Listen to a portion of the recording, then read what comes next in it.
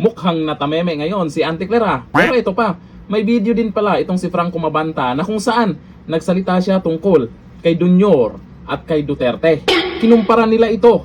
At ito ba ang sinasabi ng mga loyalista nga na DDS vlogger itong si Franco Mabanta?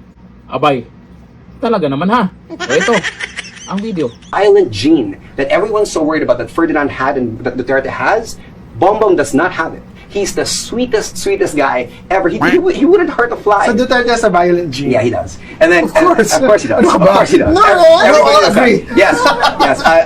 I'm extra. Abay, sweet naman pala.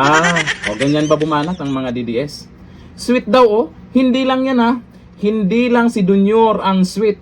Pati yung aso niya. Opo, ayon dito sa balita ngayon, ang sweet din pala ng aso ni Junior sa kanya.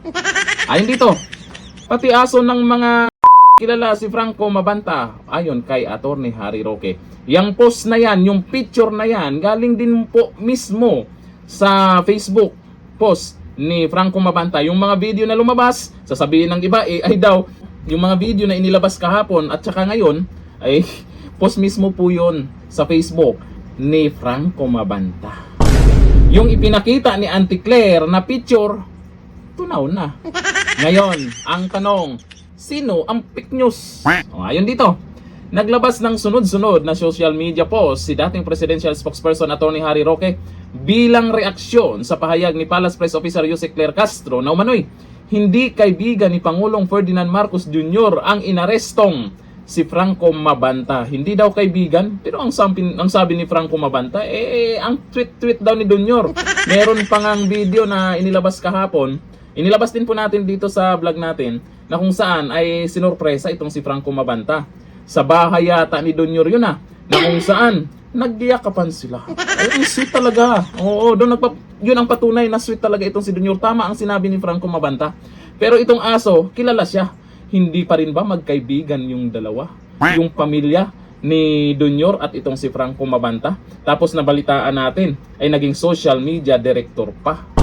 Sabi dito, sa isa sa kanyang post, diretsahang question ni Roque ang pahayag ng Malacanang matapos lumutang ang mga lumang larawan at post ni Mabanta kasama si Marcos Jr. Nako, sa mga Facebook post po mismo yan ni Franco Mabanta. Hindi nyo po masasabing ayan ha. Yung kay Duterte kasi normal lang po yan na kahit sino pwedeng magpa-picture sa mga Duterte.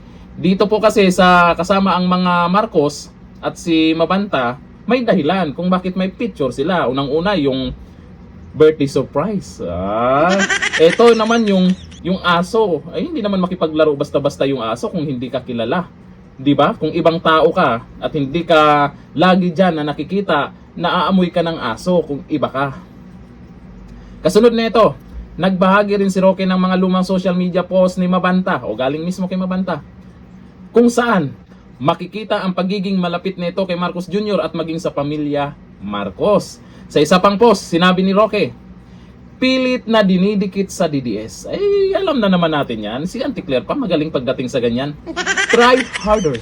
Never siya kinuha during the PRRD administration. Correct. Ipilit nyo pa yung fake news na yan. Auntie Claire, fake news daw. Fake news daw. Nagpost din si Roque ng larawan mula sa birthday celebration ni Mabanta sa Forest Park kung saan kasama sina Marcos Jr. at First Lady Lisa Marcos. Yan po ay nailabas din po natin kahapon. Video mismo na sinurpresa po itong si Franco Mabanta sa isang bahay na sabi ay sa Forest Park daw. Ay, sinong may-ari nun? Alam na this. Eto pa, ang dagdag po ni Attorney Harry Roque. Ang lupit! Sa bahay ng mga sa Forbes Park pa nag-birthday party si Franco Mabanta. Ay, hindi daw sila magkaibigan eh. Ang tindi ni Auntie Claire no? Dumating ang mga reaksyong ito matapos sabihin ni Castro sa isang press briefing. Hindi po siya kaibigan ni President Marcos. Na ngayon, paano yan? Bumaha sa social media yung mga picture na kasama si Franco Mabanta. Hindi lang picture mga video pa.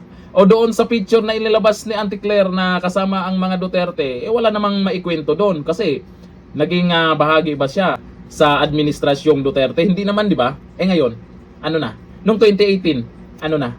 Di ba naging, di umano ay naging social media director pa siya ni Junior? Kasabay nito, ipinakita rin ni Castro ang mga larawan ni Mabanta kasama sina dating Pangulong Rodrigo Duterte at VP Sara Duterte habang tinatanong umano ang relasyon nito sa mga Duterte. Bandang huli, Auntie Claire, pahiya. Para mahinto yung isyong to, tameme. Nako, lalo nyo lang pinapalakas ang mga Duterte. Pinopromote nyo ng pinopromote para hindi makakalimutan ng taong bayan. Ngayon, kung napanood man ng karamihan, kung sino mang nakapanood doon sa sinasabi ni Auntie Claire na ganun nga, pakpak ganun, nag-viral agad yun. Tapos nalaman bandang huli ng mga tao ay iba. Hindi pala. Mukhang dapat ang questionin kay Marcos Jr. kung anong relasyon nila. Ay magiging bida na naman ang mga Duterte bandang huli. Lalo mo lang pinapalakas, Auntie Claire, ang mga Duterte. Kaya thank you sa iyo, Auntie Claire, ha. Dahil sa ginawa mo, pinakita mo lang na ang nangyayari ngayon sa mga Duterte, paninira lang. Okay, dito na, thank you.